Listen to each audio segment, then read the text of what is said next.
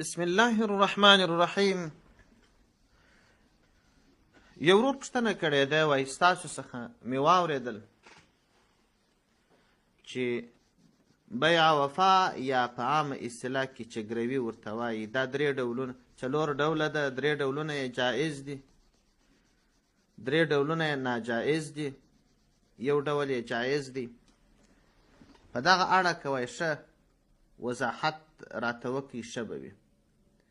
د دغه ورور د پوښتنې په جواب کې باید ووایم بیع وفا یا هغه سودا چې اوس یې خلک په عامه اصطلاح کې ګروي بولي 4 ډوله کېدای سي. 1 ډول یې پکښې جایز دی، 3 ډولونه یې جایز نه دي چې ټول ډولونه یې په دې ډول دي.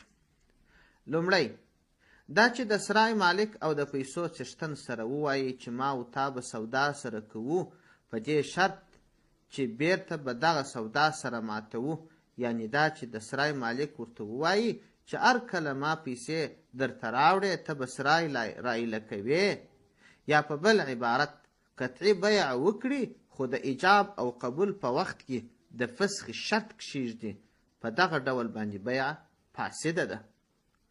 دوهم دا چې بیع د فسخه کېدو یا د بیع د ماتېدو شرط نه کښیږدي خو د وفا شرط کښیږدي، یعنی دا چې ما او تا به وعده سره کوو چې هر کله تا پیسې راوړې زه به سرای در ایله کوم. یا په بل عبارت بیع قطعي ده خو د عقد په جریان کې د وفا شرط ولګوي، دغه ډول بیع هم فاسده ده. دریم دا چې د سرای مالک او د پیسو مالک بیع سره وکړي، البته بیع قطعي نه وي، د بیع جایز لفظ ذکر کړي. بیع جایز په دې معنا ده چې دواړه کسه سره ووایي چې زما او ستا بیع لازمه نه ده، یعنې داسې نه ده لکه بیع قطعي، ځکه بیع خو چې وسي بیا که د جانبینو موافقه نه وي بیع نسي ماتولی، او جایز په دې معنا ده چې هر یوه که وغوښته دغه بیع ماتولی سي، دغه ډول بیع هم فاسده ده.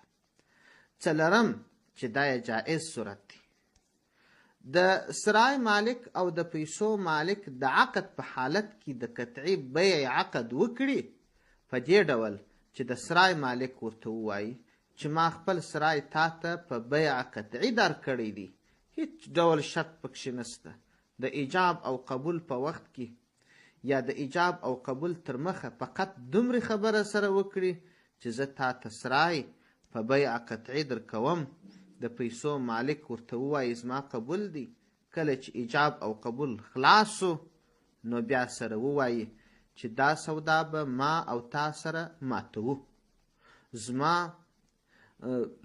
او ستا به دا وعده وي چې هر کله د پیسې راوړې زه به سرای در ایله کوم. دغه صورت بیع وفا صحیح ده. کله چې دوی وعده سره وکړل پر دغه وعده باندې وفا کول لازم دي. هر کله چې د سرای مالک پیسې راوړي د پیسو مالک به سرای ور ایله کوي. دا مسله رد موتار را نقل کړې ده په جلد 4 صفحه 204 کې.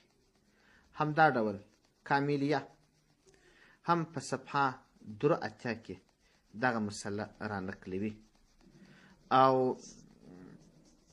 فتاوای هندیه هم په جلد 3 صفحه 208 او صفحه 209 کې دغه مسله را نقلوي. والسلام علیکم ورحمة الله وبرکاته.